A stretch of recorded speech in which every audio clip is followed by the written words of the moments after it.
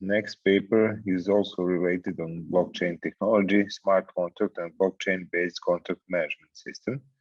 The authors of the paper are Svetislav Simic, Marko Markovic, and Stevan Gostovic. I believe that Svetislav will present this research. Yes, thank you, Professor. I will present our research. Good morning to everyone once again. I'm Svetislav Simic, and I will present a paper titled Smart Contract and Blockchain-Based Contract Management System. It describes research that I jointly conducted with Professors Markovic and Gostovic. All of us come from Faculty of Technical Sciences, University of Novi Sad.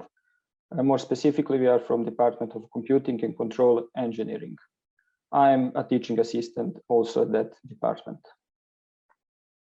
First of all, some introduction. We developed a system that enables contracting parties to conclude legal contracts, but we relied on blockchain and smart contracts, and I will give some motivation and introduction about our idea. First of all, the legal contract enables parties to legally commit themselves to fulfill their obligations to each other. Legally binding contracts can be made even by oral agreement, but when parties want to make agreement on some more important issue, they traditionally conclude written contracts. By the development of technology in the last couple of decades, some new possibilities have emerged, and today contract management could be facilitated with an electronic representation of legal contracts, and so they are so-called e-contracts. Our research is focused on the researching possibilities of applying smart contracts in the field of law. More specifically, we are trying to represent a real legal contract in a form of a smart contract, and then provide possibility to contracting parties to conclude that contract. And the key point of our research is to enable smart contract to truthfully represent provisions of real legal contract. The question that may arise is, why do we use smart contracts? What's wrong with the e-contracts? Well, first of all, smart contracts are not really contracts. They can represent legal contracts, but basically they are just some program code that is written in order to deploy, execute, and verify on blockchain network. But they can provide us with some benefits that can be provided otherwise, like transparency of contract conclusion and execution, security based on cryptography. There is no danger of data loss because of distributed ledger, and there are some more benefits, but these are, I think, the most important ones. There are also some drawbacks, but we will talk about that later. In our research, we focused on the allotment contracts, and this is actually some kind of a case study where we developed a contract management system for this specific type of contract. Just briefly, what is an allotment contract? An allotment contract is a type of legal contract where a hotel makes a certain amount of accommodation capacities available to a travel agency for a limited period. The travel agency then should find guests and sell them arrangements in that capacities, and the hotel, or this doesn't have to be hotel, it can be any accommodation, any organization that have some accommodation capacities, but in this research we refer it to as a hotel. The hotel should provide services to the guests who bought arrangements. And tourist agency gets some % of that sold arrangements in a form of a commission. Also, if tourist agency can't sell arrangements in capacities in some period, they can notify hotel that they are not able to sell arrangements, and they can return that basically to the hotel. But there are some other type of contracts that is a variation of contract called a guaranteed contract, where an agency is obliged to fill all capacities, and if it does not, it is obliged to pay the hotel an appropriate fee. These are some of the most important provisions of allotment contract, and there are also many more concerning the prices. They are also defined in that contract and other important issues. I will not go through that all. And all the rights and obligations of the contracting parties who conclude the allotment contract are governed by the law of contract and torts in the Republic of Serbia. Now I will talk a little bit about system architecture, but I will not stick to that long, because most of the system is typical web application, which contains presentation layer, application layer, and data access layer. The interesting part is smart contracts layer, which is a part of backend application that interacts with the blockchain. And of course, presentation layer provides interface to the users and give them a possibility to make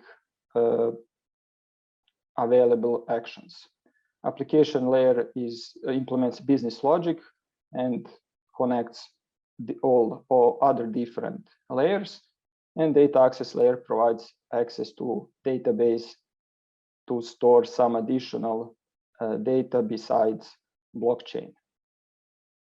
Users of this system are representatives of hotel and tourist agency, and they can interact with the system via presentation layer and execute available actions. The blockchain platform that is used is Ethereum, and we will discuss more about that later. The two main phases in the contract lifecycle are formation or negotiation phase and execution phase. In the formation phase, the users of the system can exchange contract proposals, and they can agree or disagree on that proposals. Every user of the system, that is every representative of a tourist agency or a hotel, can send a contract proposal to some other organization. But of course, tourist agencies send their proposals to hotels, and hotels send proposals to tourist agencies. When that proposal comes, the organization that receives proposal can accept, reject a proposal, or make a counter offer. When they make a counter offer, the negotiation phase continues, because then the first organization that sent the original proposal should respond to counter offer. When the offer is accepted, the representative who accepted the offer and the one who sent it become responsible representatives for that particular contract, and they can execute some actions which are available. And then we enter the execution phase, where the smart contract is deployed on the blockchain, and representatives can execute transactions with that smart contract. the most important transactions that can be executed are the reservation of some accommodation capacities that happens when tourist agency sells an arrangement to guests, and then they should use the application to notify hotel that capacities are sold. And of course, they can notify agency when they are not able to sell arrangements for a certain period, if that is available with the contract provisions. And the execution phase can end with the contract's expiration. That's a standard way to end the contract, but it can be terminated by the request of responsible representatives. If that happens, some finalizing provisions are executed. Of course, representatives can't break contract in every moment without consequences, and then because of that, some provisions of the contract are followed and some finalizing provisions are executed. Now a little bit about how this system is implemented.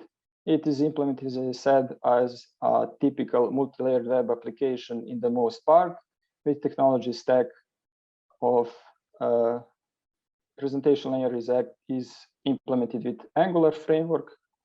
Backend application is implemented using Java and Spring framework. Data access layer use MySQL database management system. And the interesting part, the smart contracts is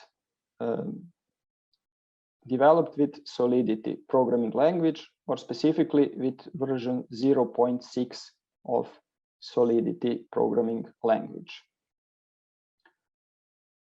We will talk about Solidity in the next slide, but at this point I will mention Web3j library, which is used for communication between backend and blockchain. This is a library written for Java programming language, and it can communicate with a blockchain network. So this is a library that is used to deploy smart contracts, initiate transactions with smart contracts, and send cryptocurrency from one account to another. Also, as I said earlier, the Solidity, we developed system with Ethereum network on our minds. As a Ethereum network is a platform that is imagined as a target platform for our system, but deploying contracts on the Ethereum network requires a real financial investment. So to test our system, we used Ganache test network. It mimics the behavior of Ethereum network, but also it provides transaction mining instantly, and that further facilitates testing of our system.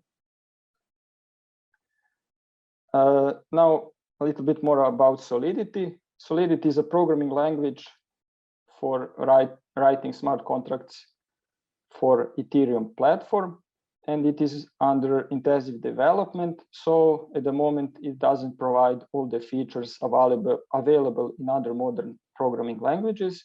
For example, you can't use decimal numbers. There is a limited support for working with arrays and strings, and a very limited stack size of functions. And all of that brings some interesting problems when it comes to smart contract development, but they can be bypassed with some methods.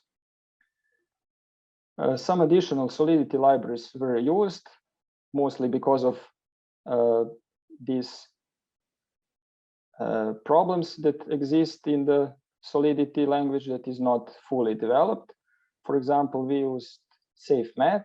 This is a library for that checks for overflows in arithmetic operations.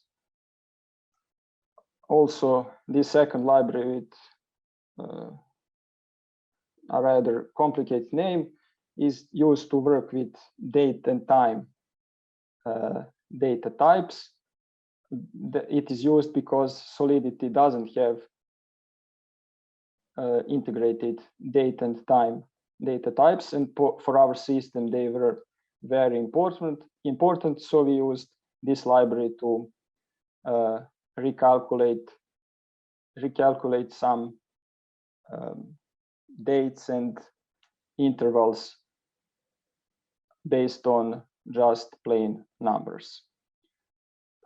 Also, a library strings is used, which provides some utility functions for working with text strings. And one additional library is developed. This is dateutils library. It that is a library that we developed, and it provides some specific calculations with dates that are necessary for our system. Also, we used Remix web-based integrated development environment. This is environment that enables development of smart contracts using Solidity. And in that environment, it is possible to compile, deploy, test, and debug smart contracts. In our system, access control is a very important part. The additional problem is that Ethereum is a public blockchain network, so we must control every initiated transaction to see if it is initiated by the representatives that should do that. So we try to permit access to the system only to authorized representatives, and the transaction can be initiated only if a private key associated with an account is provided. This is basically the attribute of blockchain. We didn't implement that, but we implemented the access control on the level of smart contract, and that is done by using the verification of account address that initiate transactions, and we've done that using modifier mechanism. In this code excerpt, you can see that I don't think you see my pointer, but this only agency wrapper is a modifier that enables that check. And this is a form that representatives should fill when sending a contract proposal. There are different stuff here, but most important ones are the start and end date of allotment, the configuration of rooms, the percent of commission, and prices. So that is maybe the most important fields in this form, but there are many more. And this is part of the interface that shows the concluded contract between parties. It has listed all the information about that contract, and it provides some actions to representatives to reserve some accommodation, to remove accommodation if they can't sell arrangements to guests, and to break a contract.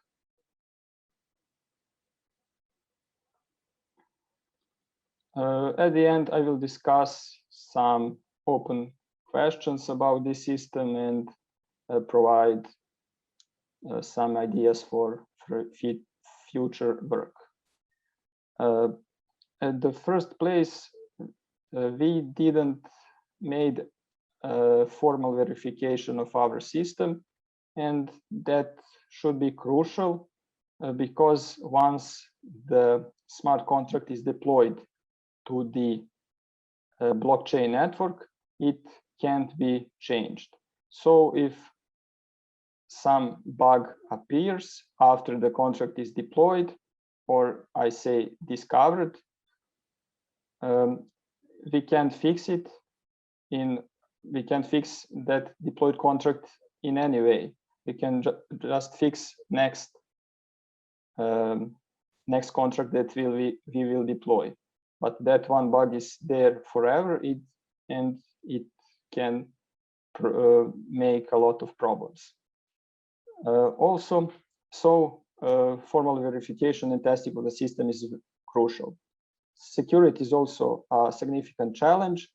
Our system is centralized, which can be a problem. Backend application is a single point of failure in some way, and developing of a decentralized application should probably be a better idea and more in the spirit of blockchain technology. Also, intermediary, some of the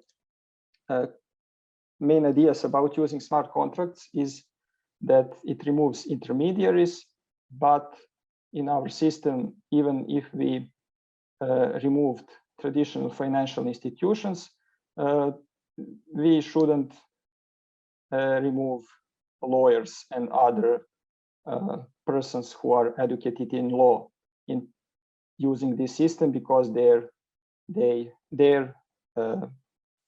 very important. And also software developers come as a new intermediaries because the smart contracts are written in program code, and somebody must say to us who conclude that contract what's in that contracts actually. Expressiveness of programming languages like Solidity can also be a problem because they are not fully developed at the moment, and disputes are sometimes inevitable, and in that case we should go again to traditional legal institutions to find justice. Additional problem is the notion of smart contract is usually not recognized in legal systems. So the conclusion in one sentence could be that there are not many possibilities for independent use of smart contracts as legally binding contracts, but they can represent an additional tool for automatic execution of contract provisions. Smart contracts can provide a lot of advantages, mostly because they are based on blockchain technology, but there are also many aspects of the system that should be improved. We can also switch to some other type of blockchain network, because Ethereum is, as I said, public blockchain network. Maybe the better idea is to use some type of private blockchain network. And one last idea for the future development is to introduce an additional textual layer that would represent contract provisions as a legal text. So as software developers can understand, hopefully they can understand the program code of a smart contract, they can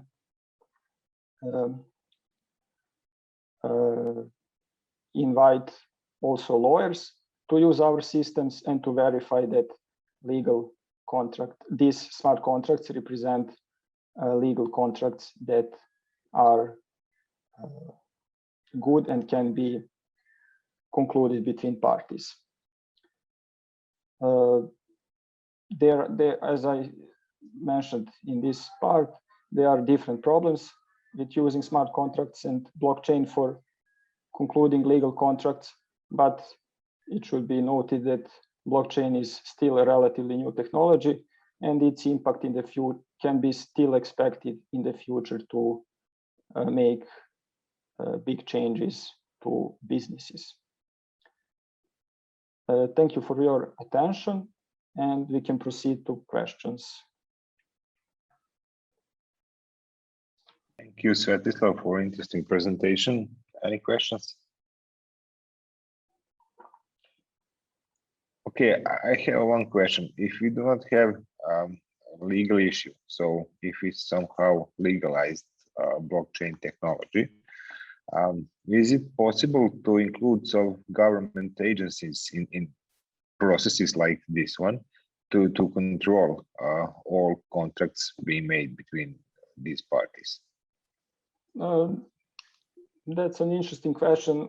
More on the legal side, I think, but I think that somebody should be empowered to control that contracts and to protect businesses from making some dangerous contracts that can make big problems for them. I think that there should be some regularization from the side of the government. Okay, thank you. Any more questions? Again, thank you, Svetislav, for your presentation.